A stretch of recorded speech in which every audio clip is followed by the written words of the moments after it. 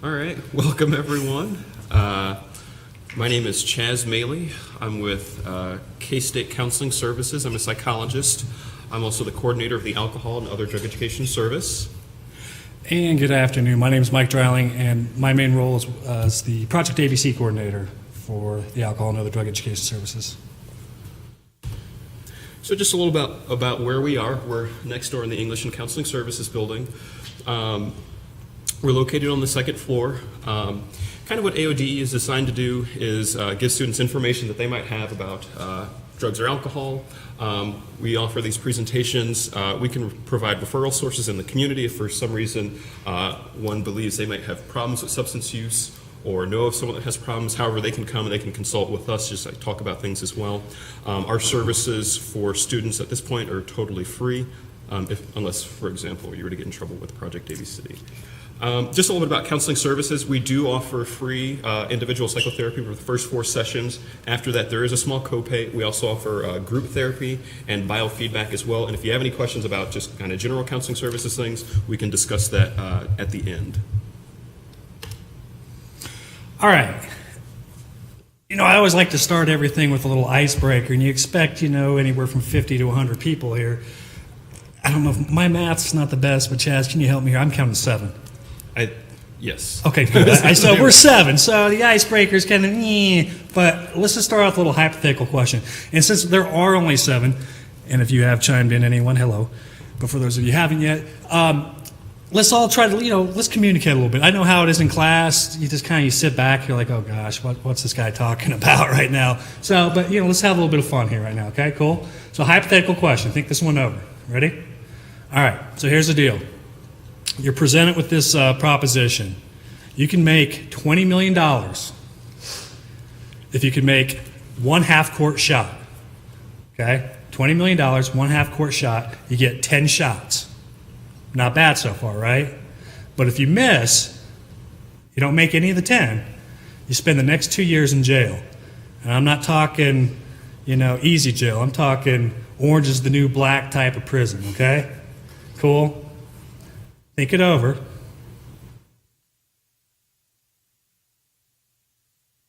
What would you do? I wouldn't take the shot. I couldn't do prison. Yeah. I'm too pretty for that. I wouldn't make it. All right, back there. You'd have to think about it, huh? Okay, so you kind of like maybe not. Okay. Front computer. No? Okay. 1 no, 1 maybe. No, okay, that's 2 no's. All right. No? I do it. You do it? Nice. Okay. No? Probably not. Couldn't convince you to?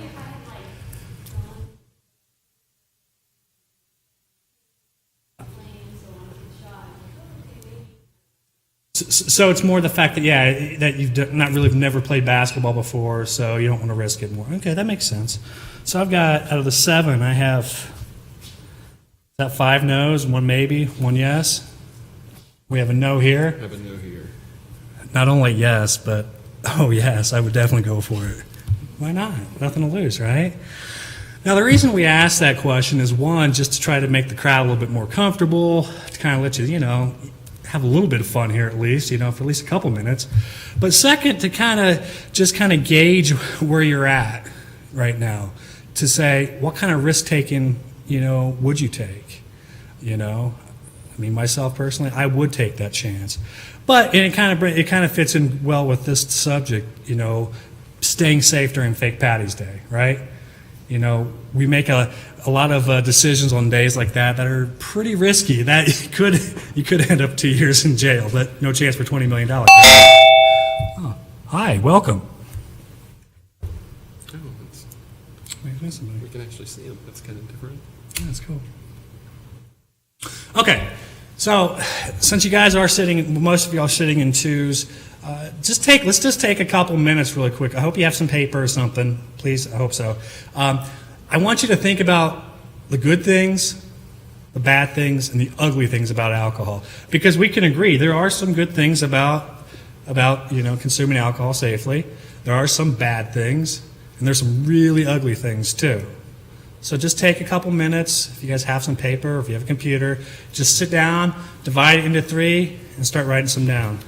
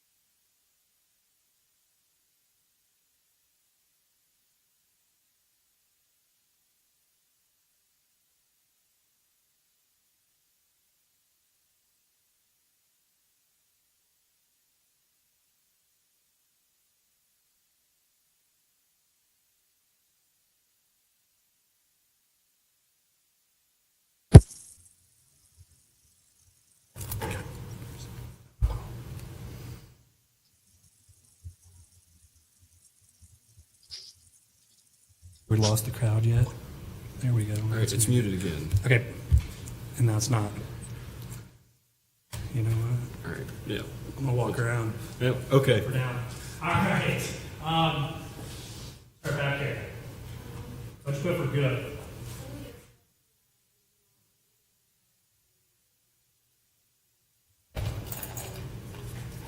So you're saying like heart health and moderation with wine and stuff. Okay, cool.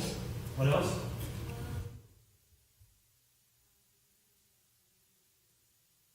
Bad decisions, cool. Anything else, or those only two you got?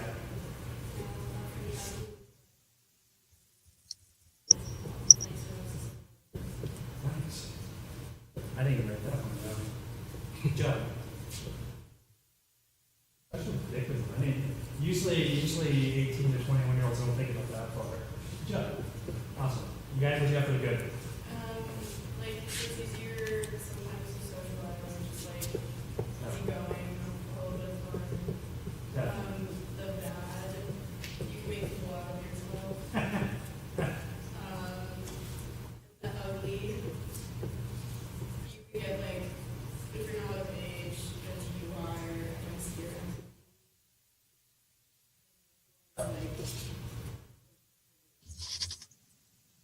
Yeah, definitely. I mean, it's something that's definitely worth talking about.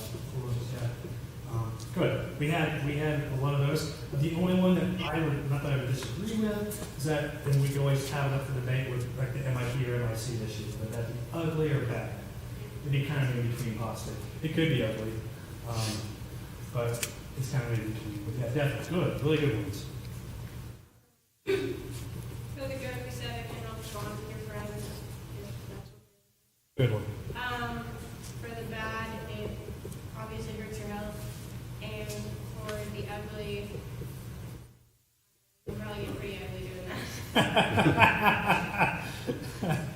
Yeah, you can. Yeah.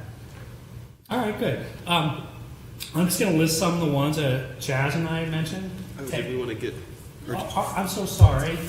What do you have? I just had forget people can forget about all the bad things going on. Okay. Yeah, to escape. Yeah. And some people get angry. Yes. And for others, feel like they offer. Those are great answers. You notice that most of you had kind of different ones too. Some were kind of similar, but most different. And they all were really good answers. Chaz and I came up with some, and I've been doing this activity for a couple of years now, so I'm used to hearing the same stuff. But taste, you can put taste under there. Would you guys agree with that sometimes?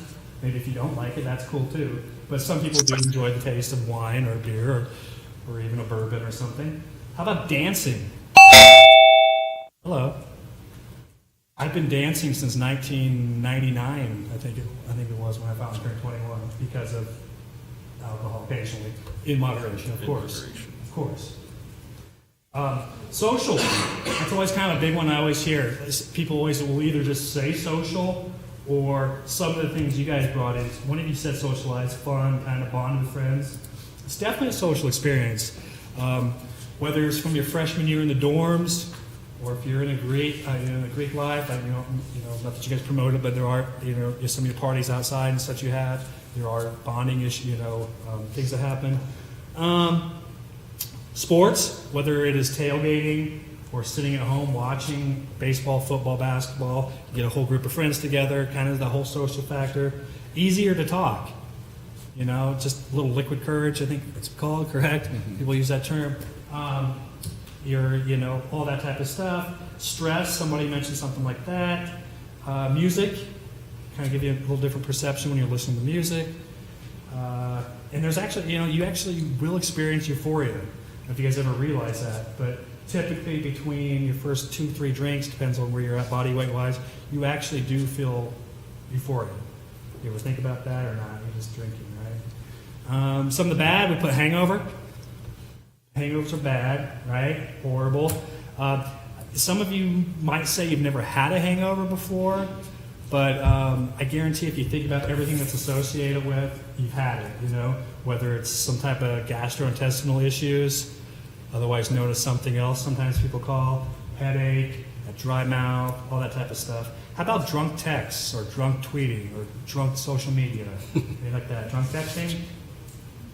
Yeah, that type of stuff is very embarrassing, right? And you wake up the next day and your friend's like, dude, do you know what you did last night? And you're like, I don't know, what did I do? They're like, oh, you were texting so-and-so all night long. You look at your phone and you're like, oh my gosh, why did I do that?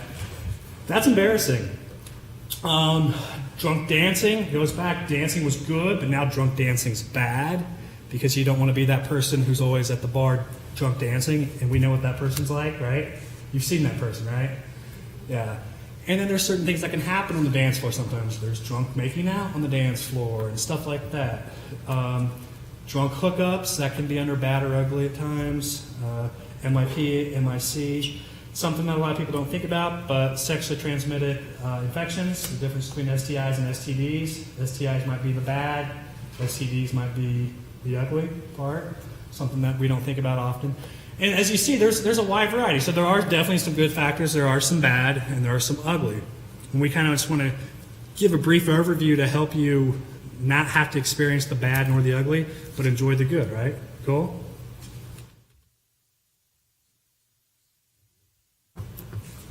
So, just kind of in brief, how does alcohol impact the body? Well, we know it's a central nervous system depressant. It has effects on the brain and the spinal cord. One of the things that the central nervous system, it controls several things, but there's mood, there's motor coordination, reflexes, visual acuity, impulse control. That's when individuals are more likely to make decisions that aren't necessarily in their best interest if they've had too much to drink. Oftentimes, one of the reasons why we talk about, not drinking and driving, one, visual acuity, but then also just being able to sort of function or ambulate or walk appropriately. We know that after a certain period of time, and we'll look at some of the effects at the different BAC levels, but we know that after a period of time, your mood can be impacted. So again, when we were talking about the euphoria, sort of those good feelings that one might get, feeling like kind of bright, maybe smiling a little bit, somewhat happy or buzzed, those things can start switching over a bit more into the dysphoric, or feeling down, or having a really difficult time like dealing with frustrations. That's sometimes when the anger or irritability can come into play. So kind of like what's happening when it's inside of your body. It's going into your stomach, and then from there, and you can kind of see from the diagram here, it's distributed into the bloodstream. One of the things, and we don't really cover it that much here, but there are some gender differences in the amount of water that's in a person's body. Women tend to have less water in their bodies naturally, and so when women drink, the alcohol actually hits the bloodstream a lot faster, therefore one can start feeling drunk sooner. We also know that it impacts different neurotransmitters in the body. And if you're familiar with neurotransmitters, it's sort of like the how things are controlled, different functions are controlled in the body. So when you're looking at things like GABA, that's controlling a lot of the motor movements, things like that. When looking at dopamine, that's sort of the pleasure neurotransmitter. So one of the things that's released when one is drinking is dopamine, and it's sort of like, oh, this feels really good, and so therefore I'm going to continue using it. It's part of this whole reward system. One of the things that they found is that, they used to do this experiment with people, but then stopped doing it because it was unethical, but they would hook an electrode into a person's brain, and there are certain reward centers or pleasure centers in the brain, and they would give themselves a minor electrical shock that would go directly into the brain, and people would just sit and do this for hours on end because it just feels so good. They do some of the same things now with rats, but it's kind of like looking at, that's how addiction tends to start. It's sort of like there's this really rewarding thing that happens, and with some people, if you've got maybe a family history of problems with drugs or alcohol, you're more likely to have more dopamine released when you are engaging in drinking or something that's pleasurable.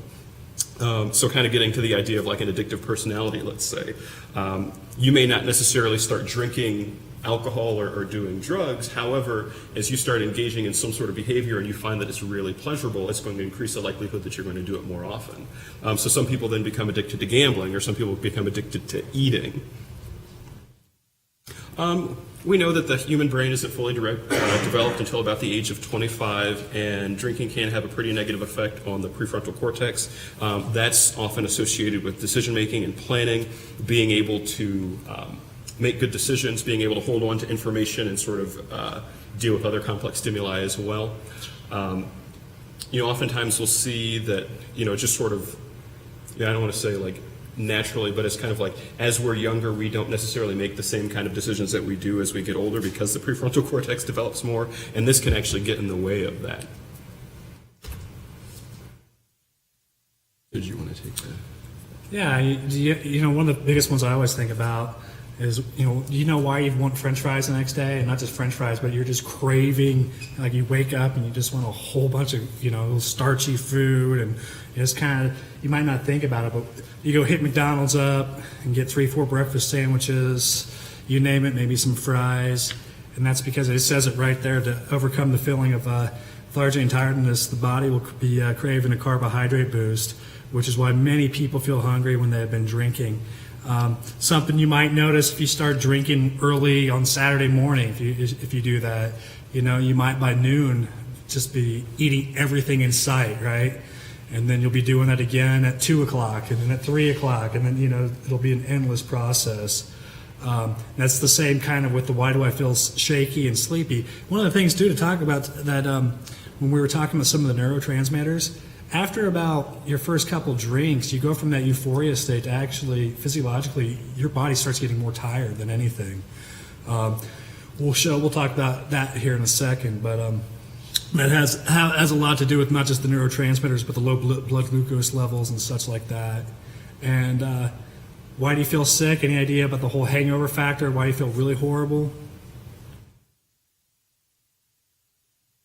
That's because the liver is metabolizing alcohol, produces I always hate this word, acetaldehyde. It's a vinegar-like substance that has toxic effects on the liver, brain, and stomach lining. resulting in severe headache, nausea, vomiting, and heartburn, and the feeling of being unwell. Do you guys know how to prevent a hangover? It's always a good question. People always ask us that. How do you prevent a hangover? How do you prevent a hangover? You don't have anything special? That's cool. I like that one. I don't know, I usually try to not go to bed. Try not to go to bed drunk? Okay. That's cool. I like. Yeah, that can definitely work. The best thing to do is not drink. It's just don't drink. That's the first thing. I mean, that's like the be-all, know-all cure. Any idea how many dollar-wise has been spent on studying hangovers? It's a rough guess, one person guess. It's in the billions upon billions upon billions. This is something people have been studying for years, you know. And right now, the best answer is just don't drink. Second of all, there are tips, and we'll talk about some safe drinking tips later that can help prevent, like some of the things you did mention. Yeah, what happens is, you know, if you try not to go to bed as drunk, obviously the body's processed more of the alcohol before you've gone to bed. Yeah, so time, and time's the only cure. It's just time. But you can hydrate, and there's other things you can do to help alleviate some of the the horrible feelings of a hangover. Cool. Oh, the sleep factor. Will I really sleep better? Any of you guys believe that one? There's some truth in that. The fact is that you will experience more deep sleep. If you're familiar with, you know, all the stages of sleep, you will, your first half or so of sleep while after drinking, you will experience more deep sleep. But once the alcohol it's not even when it's completely eliminated, but from about 05 or so, that's BAC, you'll kind of like all of a sudden wake up. Think about a night after drinking. You know, you go to bed at 2 a.m. and you sleep, and it's like 8 a.m. you wake up on Sunday, and you're like, wow, I woke up. Why am I up? That's crazy. And then so you close your eyes, and you wake back up at 8:15. You're like, what is going on here? You chug some Gatorade, chug some water, close your eyes, and you wake up, it's 8:50. You're like, this is crazy. This is not fun at all. That's because you're never able to get back into a regular sleep rhythm. And that can actually last, not only just that night, it can last for up to 72 hours later. So the Saturday, if you're getting all crazy drunk, just know that if you have a test on Monday, Tuesday, or Wednesday, you are putting yourself at risk of not performing your best. Just know, okay? So we do know that there are some co-occurring mental health problems that tend to happen with drinking. I think someone mentioned it before as being sort of the bad or the ugly, is that one can start to develop these problems over time. Sometimes it can be these problems that are leading one to drink. It's sort of like someone referred to the good of alcohol use as sort of escapism. And while, yeah, I think that certainly is something that's good because you're trying to get away from those really negative feelings, one of the concerns is that over time, doing that more often isn't allowing you to actually start processing those things that have maybe started to happen or that have occurred. And you want to be able to deal with them in a way that is effective and doesn't necessarily mean that you aren't facing those particular issues. We know that for some, alcohol tends to be, or any substance really kind of becomes the go-to method for dealing with really troubling or problematic things that are happening in your life. We know that a certain percentage of suicides that occur each year, those individuals have been found to have alcohol in their system. So sometimes when you're feeling really down or upset, we talked about sort of those impulse control things before. Maybe you wouldn't, under normal circumstances, sort of consider, or maybe you've been having some of these thoughts about potentially harming yourself. You have alcohol, and suddenly it seems like a more realistic possibility or a better idea, or it's sort of like, because I'm hurting so much, like this is kind of how I'm able to go through with this now. Again, it's just important to kind of know, and you've probably done like the whole alcohol ADU thing, or like seen this like all over the place about, what is a drink? And I think that's really important because sometimes people are kind of confused when they are going out and drinking, and that's one way in which they can start having problems. It's like you've probably seen sort of those cups or whatever that people will drink out of, and a person's like, okay, I'm going to fill this halfway with vodka, and then I'm going to pour like Sprite on it, and then like, I don't know, like grenadine or something, and that is one drink. But if you're actually taking into account like how much alcohol you're putting in, you could be having anywhere from 3 to 4 drinks. Something like a Long Island iced tea could have upwards of 5 or 7 drinks, depending on where you get it from and who's making it. So it's kind of like, well, I've I only had 3 drinks over the course of that 4-hour period.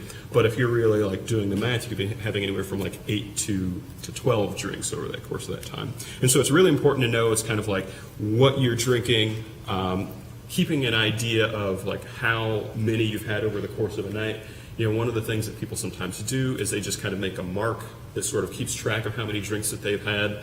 Some people will do the penny thing. I don't know if you're familiar with that one, but you keep pennies in one pocket and you move them from one pocket to the other. And again, we're kind of getting into the ways to be safe, but it's kind of like once all your pennies are in one side, it's kind of like, okay, I know that this is the point at which I'm going to stop. So how does alcohol leave the body? Well, there's a pretty large percentage that is metabolized in the liver, and I think Mike talked about before, like as you're having more alcohol, it becomes much harder for your body to process these things, and so the alcohol then starts to reach these toxic levels. And if you look at this little thing that we gave you here, it just kind of talks about the different things that can happen to you or happen to one as there's more of these toxins in the body. Because there's a certain percentage that leaves through your lungs or your breath, that's how they're able to give you breathalyzer tests, things like that. And I think we're familiar sort of like what the legal limit is and those sorts of things. But then you also sweat out a certain percentage of the alcohol as well. Yeah, really quick here. When should drinking be avoided? Obviously, we, here at both Chaz and I, we'll tell you that if you are under the age of 21, obviously legally you are not allowed to drink. However, there are other reasons why you might not want to drink. First of all, think about any medications. Are you on any medications now?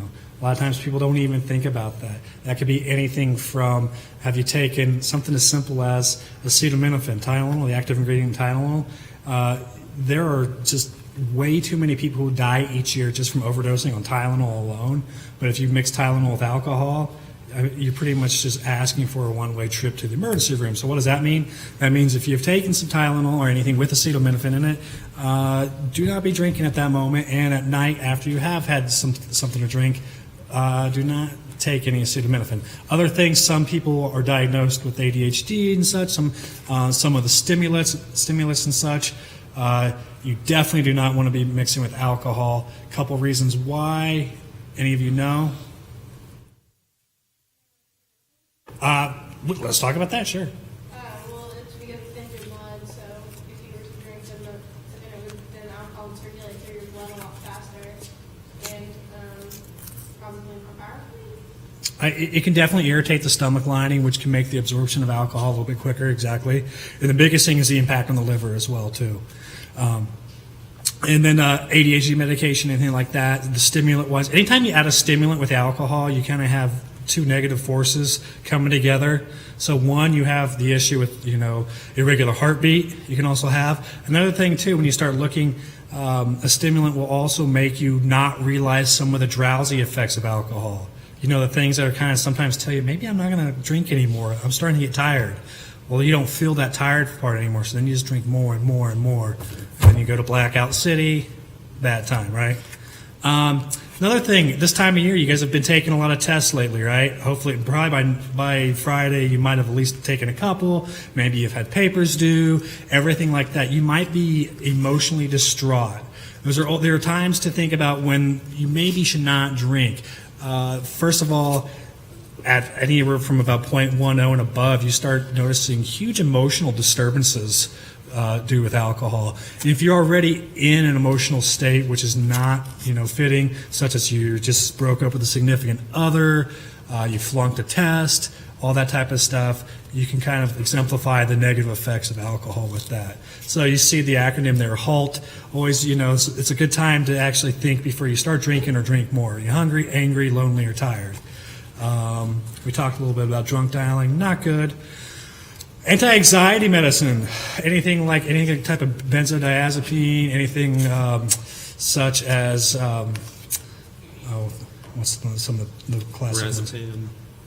Lortab. Exactly. Lortab is... It's a benzo. I'm thinking Xanax, Yep. Popular one. Xanax, Klonopin. Yeah, these are all stuff that some of you might be prescribed, and some of you just might have friends who have it prescribed, and you might borrow sometime, which is not a good thing to do, but if you do not ever want to mix. That's one thing you never want to mix. because you're suppressing your respiration, you're suppressing your lungs and everything just from the alcohol. You add the benzo to it, you are at high risk of not just alcohol poisoning but dying. So please be careful, okay? Birth control can decrease its effectiveness. It's something you don't want to do. And then obviously antibiotics and such, you're probably always warned to stay off of any alcohol during that. So just think, anytime you're on any meds, you don't know how your body's going to react. It can react differently. So there you go.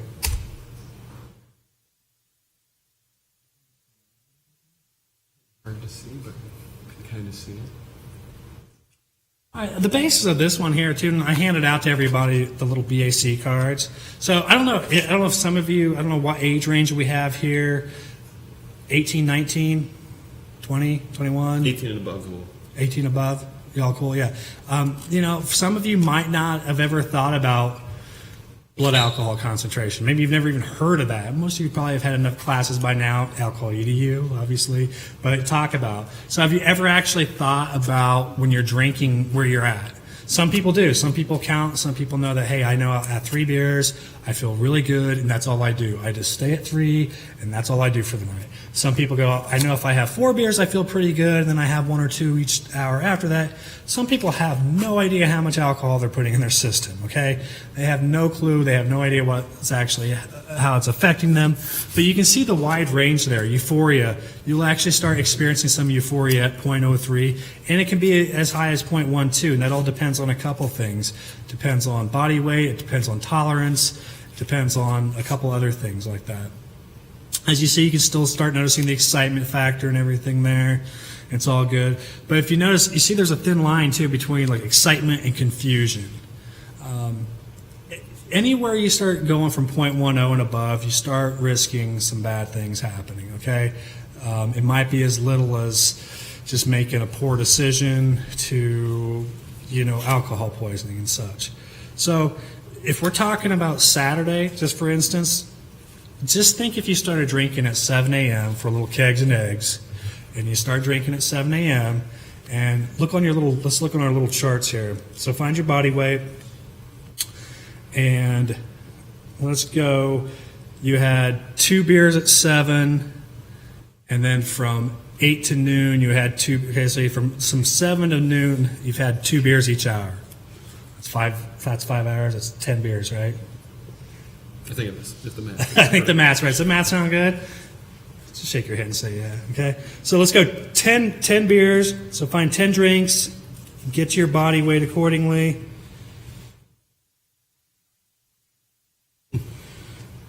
And then if you look right down here where it says number hours after first drink, and if we look at 5 and go over to where the arrow is pointing, I would be right at the legal limit. Yeah, no, I'm not a small guy. She was at 0.23 roughly. That's just 2 beers an hour from 7 a.m. to noon. 0.23, you're already looking at some dangerous levels. So that means at noon already you could be passed out next to Stone Cold Creamery with drool all over you and just being a fool, Where were you at? I think 20.27. Yeah, probably about right, yeah. You are probably, you're very dangerous levels there. You could be not just blacked out, you might even be passed out by now. You could even be possibly experiencing alcohol poisoning. You've probably, if you haven't drank much in the past, you've probably already vomited numerous times. That's by noon already. So here it is, noon of the biggest fake holiday of the year, and you're already sloppy, completely sloppy, okay? Where are you at, my man? After the 5. Yeah. 0.17. 0.17. All right. You're still at that state. If you look there, you are probably past rock star status. You are probably now, if I just met you at this time at noon, your words are kind of slurred. You're talking louder and being kind of annoying possibly, but you might not realize some of this. You are actually really close borderline to starting to see some really, really horrible side effects. You could even be blacked out. You could be getting close to browning out. If you don't know the difference between browning out and blacking out, raise your hand. All right, good question. All right. whenever I ask someone, hey, have you ever experienced a blackout? People are like, oh, maybe once or twice. That's what makes me go, well, have you ever browned out? I'm like, I don't know what that is. Blacking out is typically when you just have moments of time that are gone from your memory, okay? What happens is because a certain amount of BAC, the hippocampus is actually suppressed and you can't form new memories, okay? What happens is you can walk around for maybe 20 minutes, 2 hours, 3 hours, doing whatever, possible, still drinking, dancing, partying, having a whole bunch of fun, you think, but making a fool out of yourself, and the next day your friends tell you all about it, you knew nothing about it. Browning out is when the next day your friends tell you a whole bunch of stuff, and you're like, well, I remember dancing at this bar, but I don't remember the next 2 hours, but I do kind of remember going to eat later on. Kind of bits and pieces are missing, okay? It's a lot more common than people know, okay? Where were you guys at? After how many drinks? It's 2 an hour, so it's 5 hours, so it's 10 drinks in 5 hours. 0.18? Okay, so you can do that same thing. Okay, that's yeah, very dangerous, very dangerous. So that's if you start at 7 a.m. Not saying that, we're not definitely not promoting you to start at 7 a.m. That's what people like to do on this certain day because they think it's fun to start drinking at 7 a.m. So just know that's only 2 beers an hour at 7 a.m. Know where you're going to be at noon, okay? So this isn't suggesting that you're drinking 10 beers in 1 hour, and then every hour after that, this is how much your BAC goes down. This is like if you're drinking, your body generally gets rid of about 1 drink per hour, right? So this is saying if you're drinking 2 drinks per hour, then you'll be at that BAC. Exactly. That's saying that if you had 2 beers an hour for 5 hours, that's where your BAC would be. Okay. Would it be the same if you had 10 drinks in 1 hour? Great question. So if you had 10 drinks in 1 hour, go to your little thing, put 10 next to your body weight. It should already be there. It only goes to that top one right here. You see where the top one is? Like for me, and I'm not a small person, I'm at almost 0.25 after 1 hour, 10 drinks. So where are you at? Does it even read it? For me, yeah.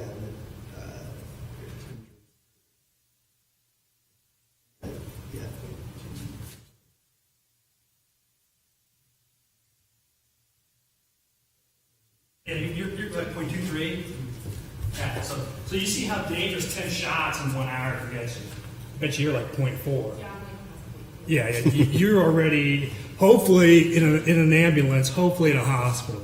If not, you're probably 0.25ish and above. Yeah.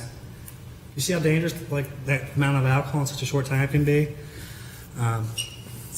Cool. I think we gotta get the point there. So, just talking about what it is that you can do to, sort of hopefully avoid some of the really negative consequences that can come with drinking. One of the things is measure your own drinks. Sometimes when you're having someone else make the drink for you, there is this tendency for people to overpour, so you don't know just quite how much you're actually getting. So if you're doing it yourself, and let's say that you're having beers, like you can kind of keep track of the number of beers that you're having. If you're making mixed drinks, you can keep track of how much of a shot you're giving yourself. Try and avoid, if you can, a lot of pre-partying or pre-gaming. I think sometimes, the idea is like, well, I don't want this to necessarily be like a really expensive day out, so I'm going to have X number of drinks before I get to the bar. But then sometimes, there's a bit of a tendency to maybe overindulge in that early part, and you do it very quickly in a very short period of time, kind of like what Mike was talking about, like having so many drinks, and it's sort of like, okay, I'll just be good, now the rest of the day. However, depending on how much you're having, and like as time goes on, you're going to start feeling some of these effects, or you're going to start having some of these effects, and you may not necessarily be able to operate or use good judgment with regards to how much you're drinking later on. Drink slowly. Just kind of take your time. I think sometimes there's kind of this pressure, and I think it's just one of these nervous things that we do sometimes when we're with people. We just kind of like to have things like in our hands, just kind of like doing things, playing with things. It's like as you're talking, it's like, okay, I'm just going to have a drink.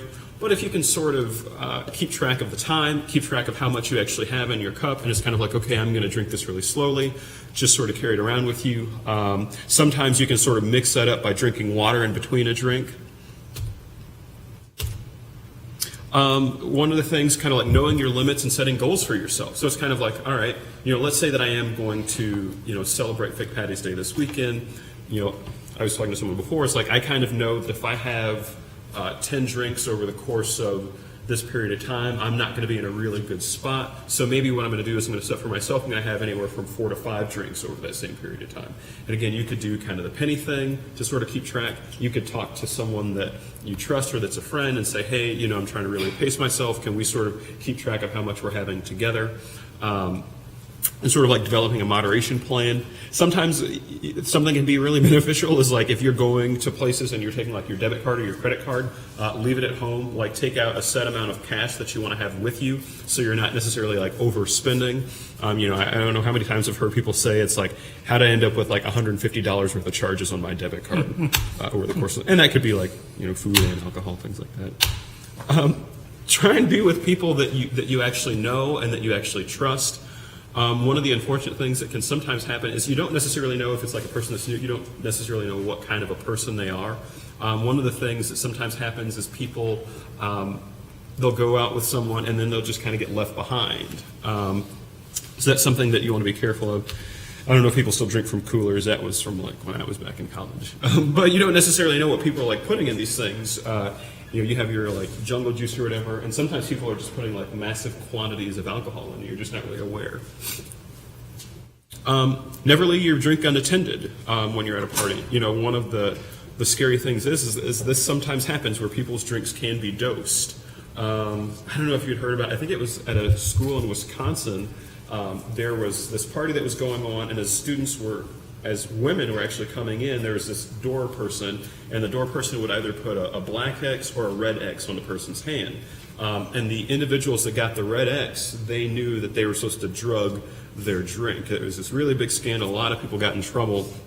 I'm not saying this is something that will happen. I hate like the scary tactics, but it's just something to be kind of mindful of. If you notice yourself, and again, it's probably hard as this is happening, but if you notice it's like, okay, I feel a lot more drunk than I should be. It's like I've only had like 1 or 2 drinks, haven't had anything before. I'm starting to feel the effects a lot faster. Or if you notice that a friend is starting to exhibit signs, and it's like, okay, they just seemed okay a few minutes ago. I kind of been keeping an eye on what they've been doing.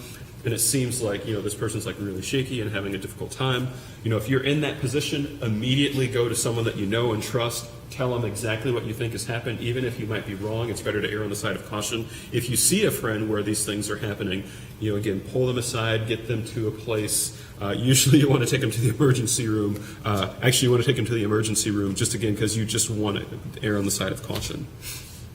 Have a way of getting home. We've got some information here for you guys about the Safe Ride program. It's something that is free for students if you've got a KC ID.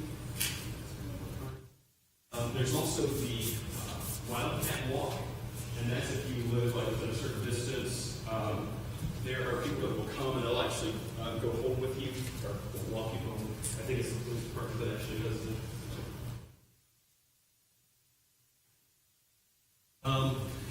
One of the things I talked about before is like having a certain amount of money on you. Knowing, okay, this is how much I'm planning on using while I'm out, and then I want to have this much left over if I decide that I need to take a cab to get back to the house. However, the Safe Ride thing is nice because it's free for students if you've got a K-State ID. If you've got any more questions about your alcohol use or your alcohol intake, you're free to take this free program known as the Alcohol Checkup to Go or Electronic Checkup to Go. It's a self-screening instrument. You can obtain it by going to the Counseling Services website under the Alcohol and Other Drug Education Service. It'll just kind of give you some different like norms so you can compare yourself to other people. Maybe look and see if you're in some higher risk categories with regards to drinking. It's just kind of like a nice sort of quick and dirty way of looking at different things. Did we have any questions or anything before we ended today? Any comments, any feedback, any concerns? Anything you'd like to see next time? A bear riding a unicycle and juggling. A bear riding a unicycle and juggling. Got it. We will have that next time. I promise. Hey, we just want to thank you all for coming, and we know it's a small number, but hopefully look out for one another. That's one of the biggest ones. Look out for one another. Have a plan. I don't care how small the plan is. Have a plan, and then have a backup plan. Okay? Because it's what always seems to happen is that not having a plan can hurt you. Okay? Be safe. Yeah, thank you guys so much for your time, and do be careful if you are choosing to participate in the weekend events. And thanks for participating too. But where would you be? If you have problems reading it, let me know, anyone. Watch it.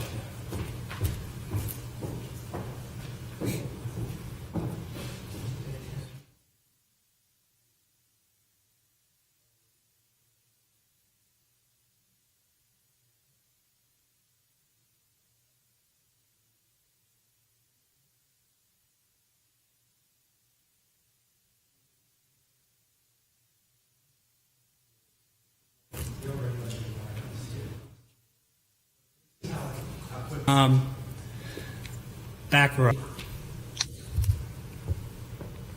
Awesome. Thank you. Thank you. All right. We wrote down. Oh my gosh. We wrote down some stuff. You want to talk and I'm going to try to figure this out. I think it is the person that's zooming in is like hearing us and it's playing through their speakers. Yeah. Hello. Person that's zooming in. Are you there? Now it's muted. Okay. All right, thank you. If you could stay muted, please, that would assist us.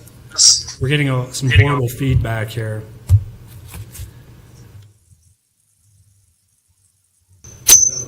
Boy, that's going to be really Yeah. annoying. Is that me? Okay.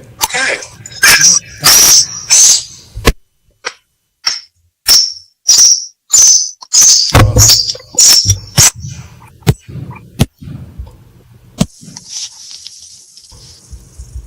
it could be the person that's zooming in. It's like a feedback loop. I think so.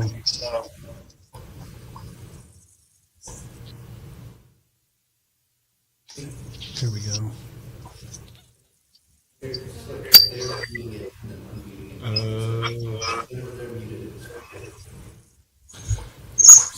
If you're zooming in, can you mute your sound or turn it down?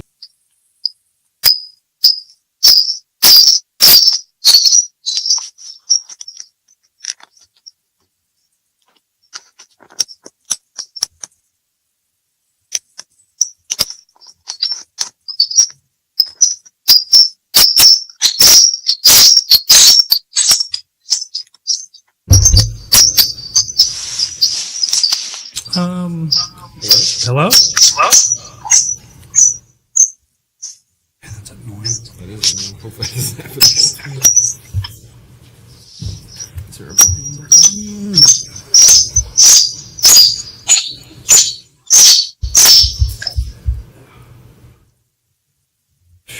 Hit stop.